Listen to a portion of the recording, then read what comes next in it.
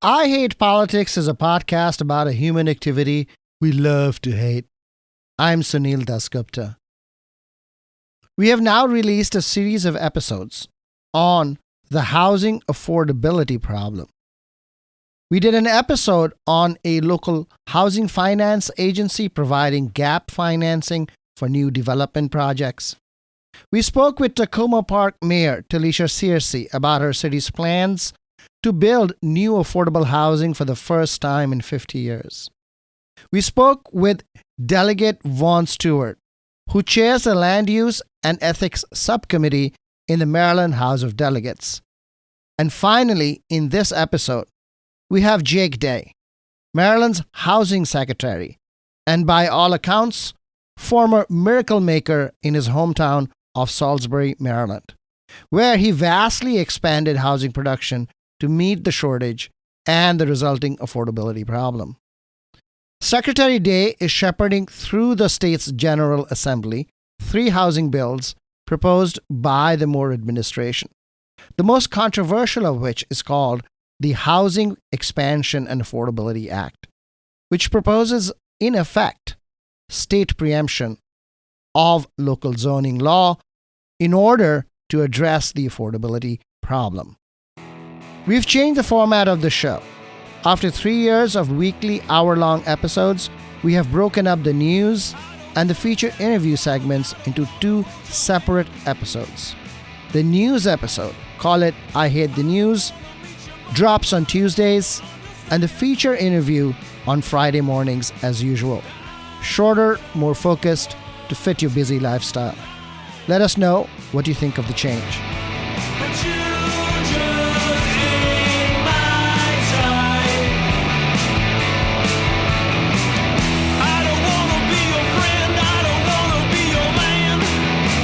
I Hate Politics is a podcast about our neighborhoods, workplaces, schools and streets, and our local governments as they function in diverse and democratic societies. This means our politics are dirty, messy, sometimes corrupt, with often self-serving politicians.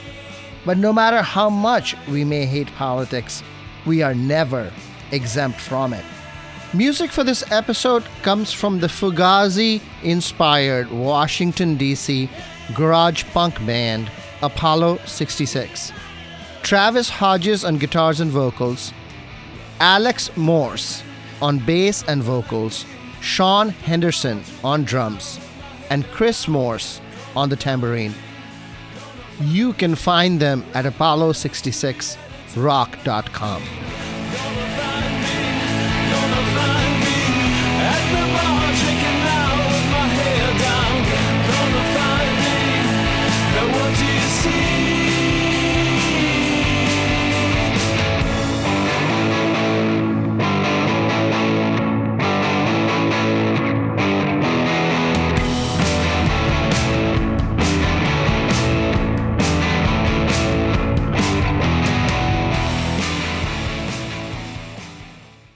Jake Day, welcome to I Hate Politics. Sunil, thank you so much for having me. You don't hate me, right?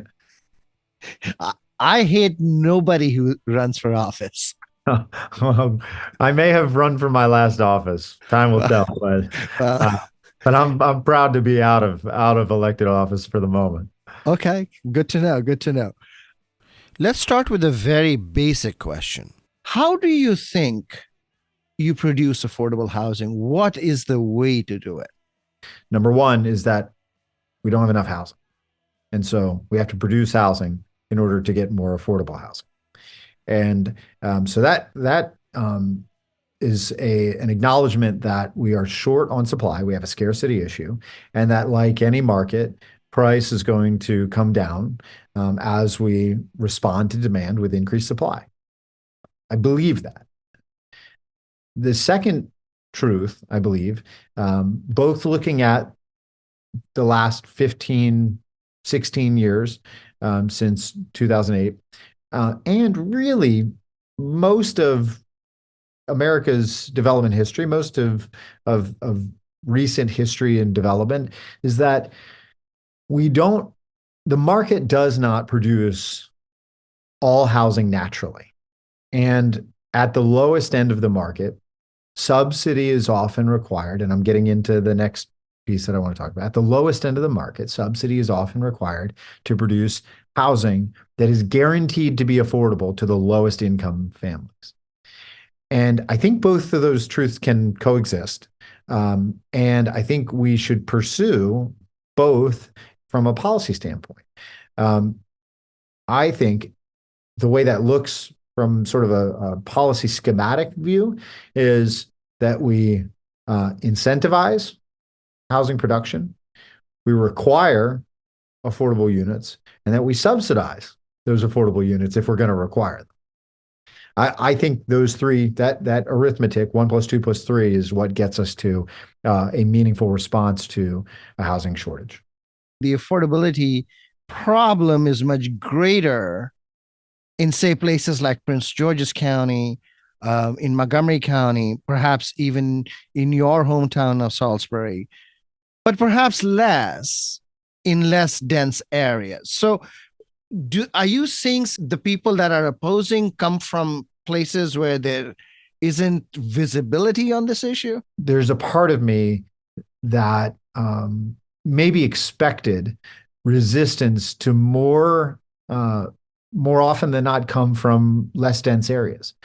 But what I've found is that there is resistance emerging in relatively dense suburbs. There is resistance emerging in urban areas. I think places that we could agree, parts of Baltimore City, maybe not the most dense parts of the city, but parts of Baltimore City, and in rural areas. The resistance that has emerged, and thus our response and plan to respond to that, in more dense places, has to do with two things that we're all familiar with in these spaces. One is fear of change described as gentrification, and the other is fear of change described as a concentration of poverty. Aren't the same people making both the arguments? Sometimes, yeah. um, you absolutely sometimes, and particularly in the most dense places, like in Baltimore City, where that expression of fear does include both. It's don't you dare visit upon us a concentration of poverty that is secured by some 40-year lien on a property, and at the same time, if you introduce a force on that allows the market to say this is now a desirable place to be, and the market's allowed to decide, you victimized us again. And maybe they're right, right? Maybe they're right on both counts, because we don't want to concentrate poverty, we don't want to concentrate wealth, we don't want to displace people.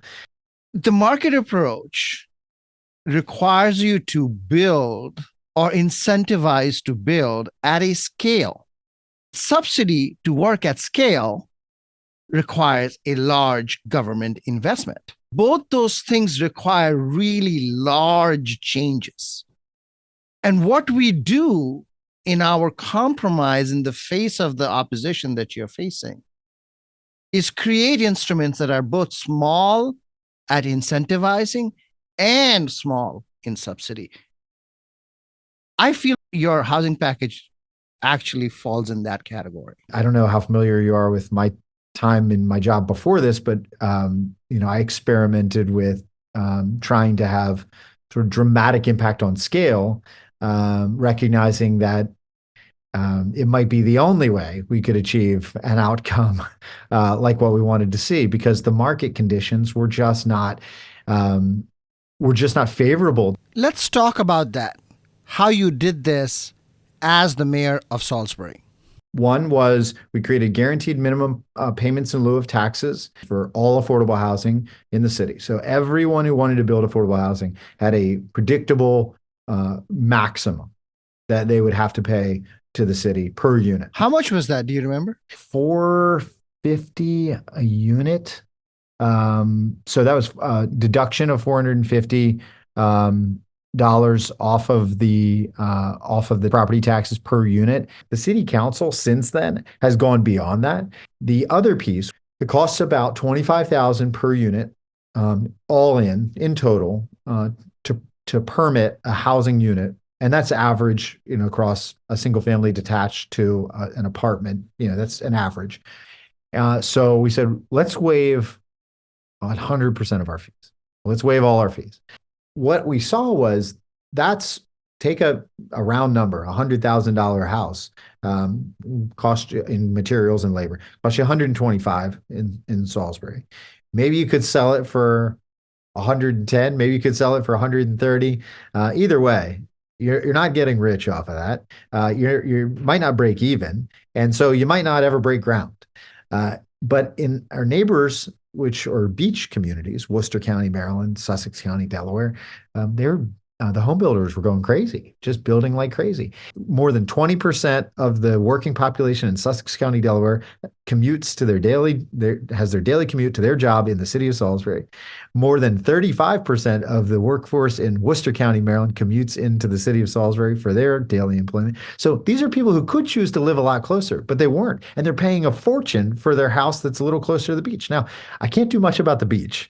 But the reason the home builders don't even choose to build the homes there is because they can get a significant price premium. And we can't beat that. I can't beat that. But if I can make it a little better, $25,000 better per unit, then I have a slightly better positioning. So then I said, let's tie this to time. So we'll create a sense of urgency. So we created a 90-day window. We said, within this period of time, you have to sign a 2-page agreement that says you will meet our timelines if you want these fees waived. Then you had a period of time, and that period of time was about a year and 3 months, that you had to get preliminary site approval, not just through our planning commission, but the actual stormwater, design. The second gate was commencing construction. So you had 6 months after that date to actually turn dirt. And then the third was, you had 3 years or 5 years, 3 years to receive your certificate of occupancy on all multifamily, all single family attached, or 5 years to finish out the entire project if it was single family detached. So a total of almost 7 years for single family detached developments, and 5 years in total for all multifamily and attached. And the result was, we saw the market respond. I went and looked at a development recently. They've got 700 apartments on the north end of our city near our indoor shopping mall. We only have one in Salisbury. And they're still waiting on switchgear to occupy those units. So there are still supply chain issues that we can't affect, but those units are there. And they are in lease up. They are going to be occupied. We've seen the 2 tallest buildings in our city built in our downtown as a result of this policy change. We've seen single family developments start. Hadn't seen single family detached housing built within the city limits since 2017. The lessons I take from that, yes, there is a lesson about scale. Absolutely. And there's also a lesson that you have to look at yourself and decide what's going to incentivize action, what's going to incentivize an action and a reaction. And I think for the state that there's a couple of things that we have done in the governor's housing bills that will incentivize action. What are these things? So number one, we have included something, and this is a concept, which is a density bonus, and that is a bonus provided to developers over and above what is allowable by right on given current zoning on land within certain zones in and across Maryland. Admittedly, one of these is very oriented on urban and suburban areas in the Baltimore-Washington corridor. And that's areas within 1 mile of a rail transit stop, existing or planned. So it would also include the Purple Line stops. So that is one area of land where these developers, any developer, would receive a 30% density bonus of the number of units that they could produce over and above whatever was allowable. So if it were 100, they could produce 130. Did you have density bonuses as part of your Salisbury experience? No, I didn't. density bonus Mhm. only works if you can sell some of the units at market rate because you're then cross subsidizing. If you're not cross subsidizing, then you're getting subsidy. We have required a percentage in those transit-oriented development areas and a percentage in nonprofit owned land. And in the third category, where the density bonuses apply, which is state-owned properties or former state-owned campuses and properties, which requires some affordable units. And there is debate, reasonable debate, as to whether or not those affordability requirements are too high. We are listening to the development community and the building community on, hey, here's a balance that we can strike and a number that we can land on. But I think it is reasonable for that conversation to happen in full view of the General Assembly, in the public, and for there to be open debate so that that's not a privately negotiated discussion. That's not just the industry gets to tell the government the way it is, but rather we get to ensure that we have some sunshine on that conversation, which is happening now. So maybe you can say what those percentages are before going forward. Sure. So again, the bonuses are 30% in all three categories. The required affordability percentage are 25% of the units in the TOD within 1 mile of a transit stop, 50% of the units in areas with nonprofit ownership and in former state-owned campuses. And the reason why they are as high as they are is not just because of our acknowledgement that the market's not going to produce at the units available at the lower end of the market or the lowest end of the market, but also because we want to provide subsidy. And the only way units get built, with a few exceptions, the only way those units get produced is if we put money into it. And we need scale. We need enough units that it qualifies for the maximum tax credit benefit and the maximum bonding capacity. So we need scale in those projects. If you would have built 100 units and you're going to build 130, that's not even enough. We want to get around at minimum of 100 units of the affordable. So 100 market rate, 100 affordable. We want to help pay for the affordable units. We want to require that they're built. We want to incentivize the extra market rate units, and then we want to help you pay for the affordable units.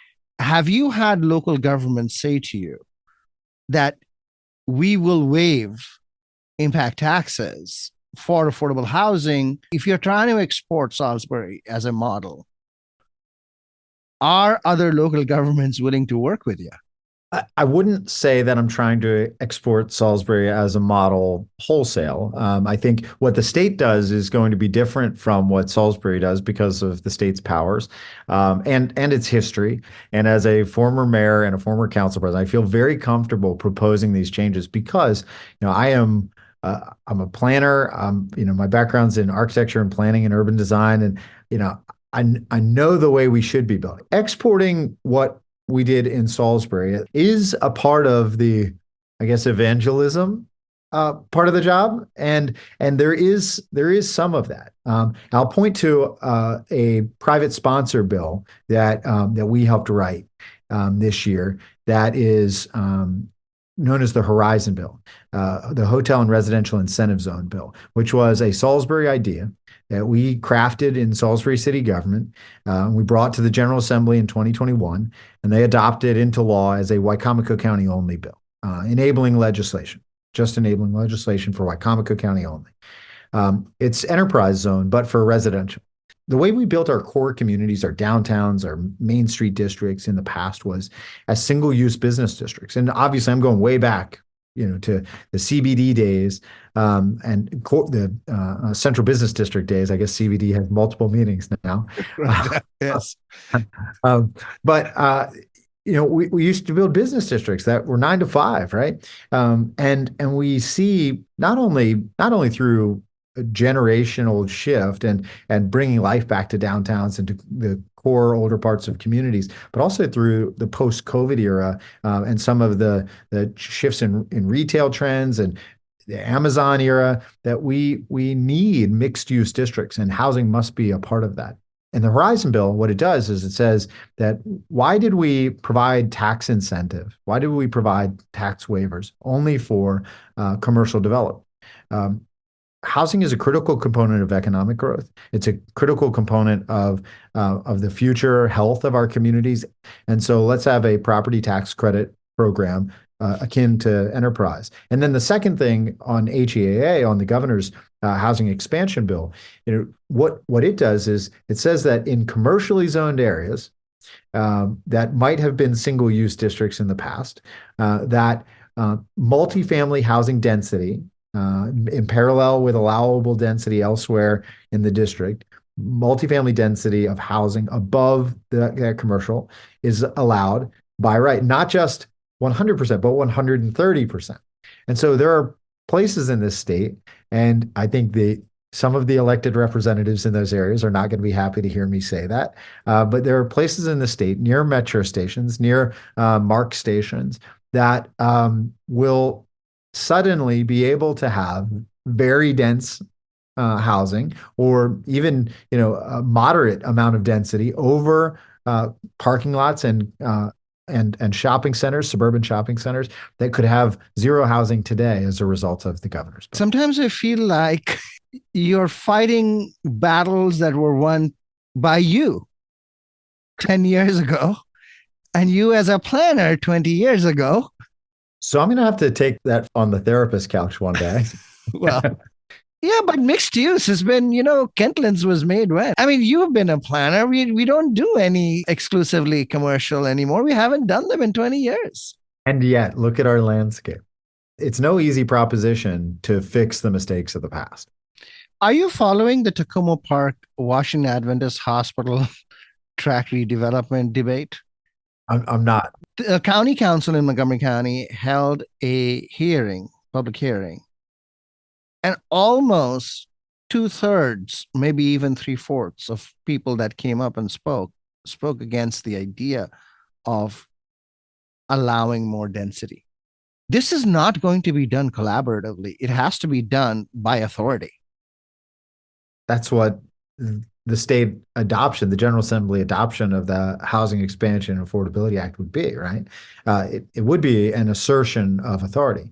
It would not be usurping authority because, as state law is written, that is a power vested within state government, entrusted to the state, that is delegated to the extent the state is willing to delegate it and continue to delegate it, which, by the way, is not black and white. It's a matter of gray, of shades of gray, to the local governments, and so I think, yes, we're talking about shades of gray, which is always a difficult policy space to live in, but it's reality. And so what I think is really important here is to note that we didn't get here without engaging locals first. We said, we said 8 months ago now, let's bring the counties and the municipalities to the table with DHCD. Let's create a high-level working group and a staff-level expert working group, and let's meet every other week for the larger group and every week for the smaller group, and let's just stay engaged and let's keep talking. And can we agree on the problem? And we agreed on the problem. Okay. Can we agree on some of the barriers? Yep, we agree on the barriers. Can we agree on some of the solutions? Okay, well, there's some tough conversations there, right?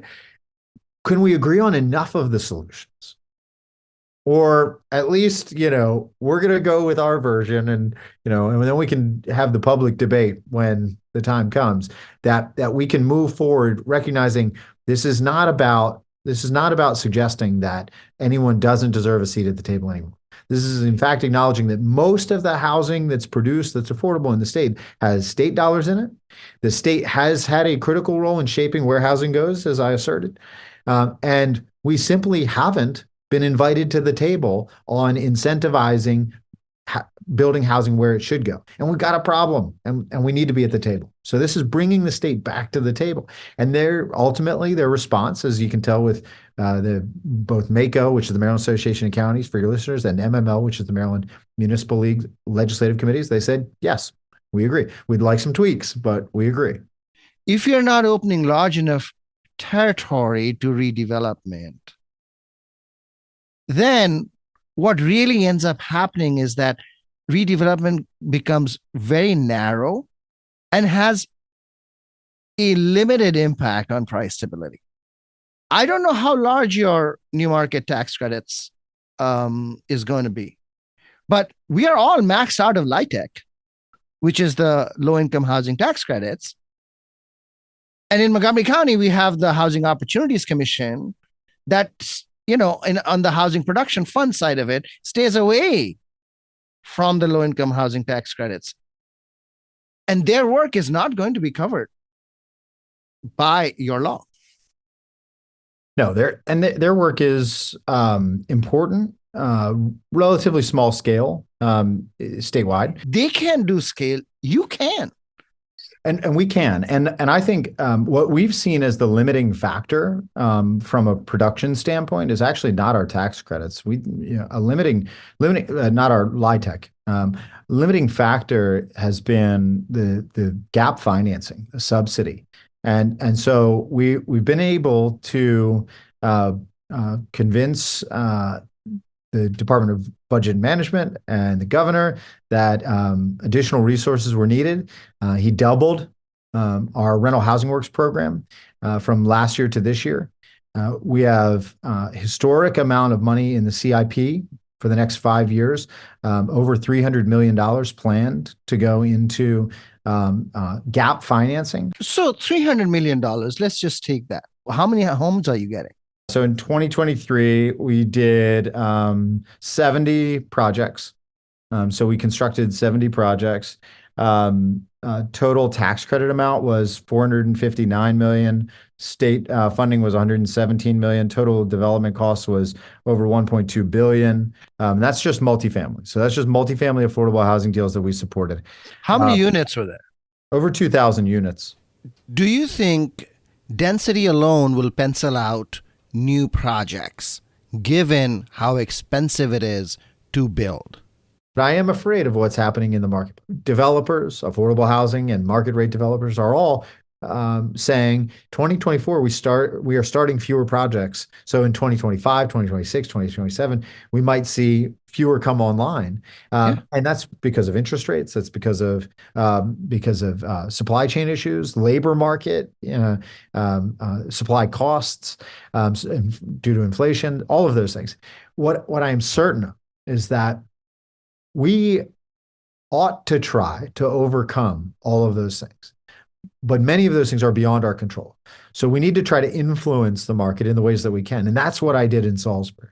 I influenced the market in the thing I could control, because I couldn't control some of those macroeconomic factors. What I could control was the cost of doing business with us and the speed of doing business with us. Jake Day, thank you for taking the time. Good luck with your bills in the session. This was a pleasure. Thank you so much. You're listening to I Hate Politics. I'm Sunil Dasgupta. I'll be back with a wrap-up and lessons from my conversation with Maryland Housing Secretary Jake Day.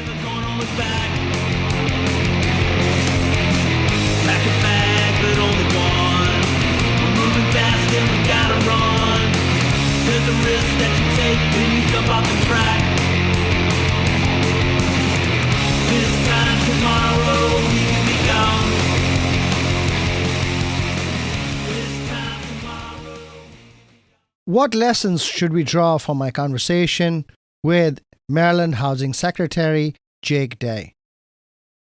Well, hardly deep, but politics is contingent. What comes out of the General Assembly at the end of the session on housing is unclear. And to be sure, it is an important contingency. The final numbers of density and affordability that the legislature arrives at will determine the success of Jake Day's efforts.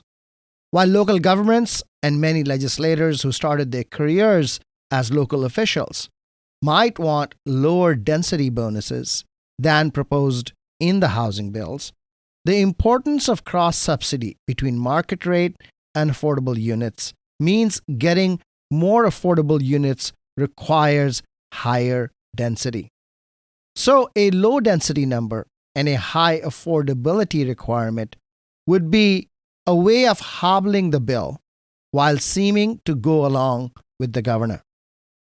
Another standard that is manipulable is the level of affordability projects have to offer. In Montgomery County, for example, the MPDU program, the moderately priced dwelling unit requirement, which mandates new developments produce a certain percentage of affordable units, asks for affordability at 80% of the area median income, AMI, which is the median income in the Washington, D.C. metropolitan area. But housing affordability needs to go down as low, sometimes as 30% of AMI. That requires even greater level of cross-subsidy than if units were offered at 80% AMI affordability. For deeply affordable units, cross-subsidy does not work, and the government has to step in with financing of its own. That's what Jake Day is saying when he talks about subsidy. The Moore administration has allocated $300 million for it. But there is a question if even this is large enough. Too little, and we are back where we started. How these numbers come out and shape developer calculations is unclear. They might work in certain conditions, in the city of Baltimore, for example, but may not work in Montgomery County, where land and homes cost significantly more. This isn't absolutely clear from what Jake Day said, but listening between the lines, it seems that the Moore administration is more focused on Baltimore's urban renewal problem than on suburban Washington's housing affordability problem. This too might change as part of the deliberations of the Assembly. In truth, effective preemption of local zoning depends on the density and affordability levels that emerge from the legislative process. Second, there seems to me several differences between Jake Day's experience as the housing mayor of the city of Salisbury and the state's current efforts.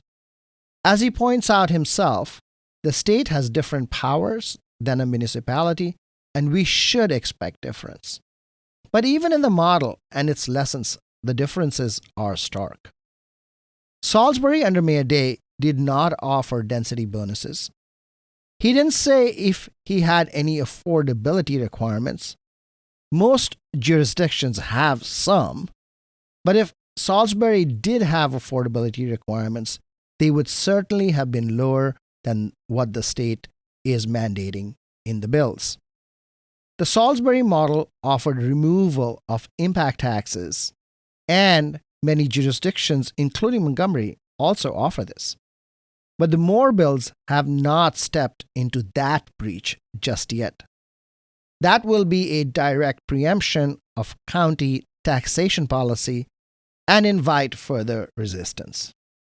Lastly, the state has more money to disburse than any municipality, mainly in the form of tax credits in the past, but now also in actual budgetary support for financing gaps in new projects. The Secretary's argument here is that building activity is not limited by tax credits, but rather by financing gaps. This is an argument that seems like 6 of one and half a dozen of the other. The financing gaps exist because there are not enough low-income housing tax credits to go around. Each year, the state uses up all of its tax credits and all of its bonding capacity. Now, one of the other Moore bills uses a different set of tax credits. But will those enable building at scale? We'll see.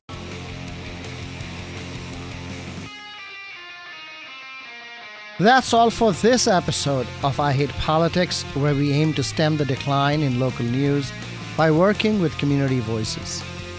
I Hate Politics is produced by me, Sunil Dasgupta, and assistant producers Daniel Galileo and Katarina Gasek, with support from the University of Maryland, Baltimore County. I direct UMBC's political science program at the universities at Shady Grove in Montgomery County, where, among other things, we explore and learn about politics, government, and society close to home. Music for this episode comes from the Fugazi-inspired Washington, D.C. garage punk band Apollo 66. Travis Hodges on guitars and vocal, Alex Morse on bass and vocals, Sean Henderson on drums, and Chris Morse on the tambourine. You can find them at apollo66rock.com. If you want to share your music on the show or know someone else who might want to, please email us at producer@ihppod.org. I hope you will subscribe and share the podcast as we bring you stories about politics close to you and to your home. Don't forget to tune in next Tuesday morning to the News Digest.